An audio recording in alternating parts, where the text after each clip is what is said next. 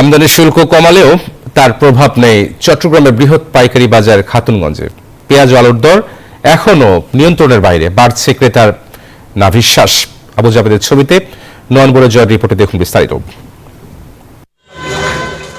চট্টগ্রামের খাতুনগঞ্জের পাইকারি বাজারে পেঁয়াজের সরবরাহ দ্বিগুণ বাড়লেও উল্টো আরো এক দফা দাম বেড়েছে। আমদানি শুল্ক কমানোর কোনো সুফল নেই বাজারে, বরং একদিনের ব্যবধানে কেজি প্রতি দাম বেড়েছে 7 থেকে 8 টাকা। প্রতি কেজি ভারতীয় পেঁয়াজ বিক্রি হচ্ছে 105 থেকে 108 টাকা করে।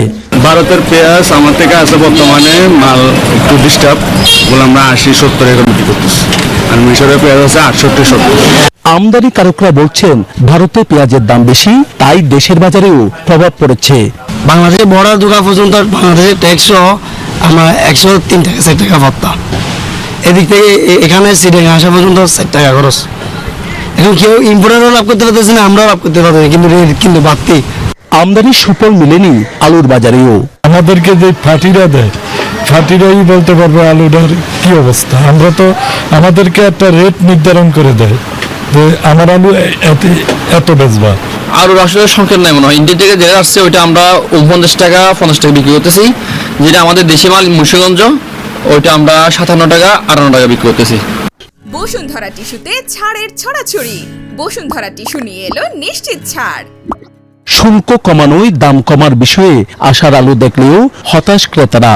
পেঁয়াজ, আদা, রসুন, আলু, আপনার সব কিছুর দাম বাড়ছে। ক্ষমতার বাইরে, এখনো বাইরে। সাধারণ জনসাধারণের জন্য আর একটু কমানো ভালো হয়। খুচরা ও পাইকারি বাজারের সামঞ্জস্য রাখতে অভিযান চালানো হচ্ছে বলে জানিয়েছে জেলা প্রশাসন ও ভোক্তা সংরক্ষণ অধিকার অধিদপ্তর। যেখানে ভেজাল নকল পাওয়া যাবে, আমাদের কিন্তু ওই বিষয়গুলোর উপরে আমরা এখন জোর দিচ্ছি, যেহেতু আমরা নিয়মিত টাস্কফোর্সের অভিযানে আমরা নিত্য প্রয়োজনীয় পণ্যগুলো দেখছি। লোক দেখানো অভিযান না চালিয়ে সিন্ডিকেট ভাঙতে কঠোর হওয়ার দাবি সংশ্লিষ্টদের। নয়ন বড়ুয়া জয়, নিউজ 24, চট্টগ্রাম।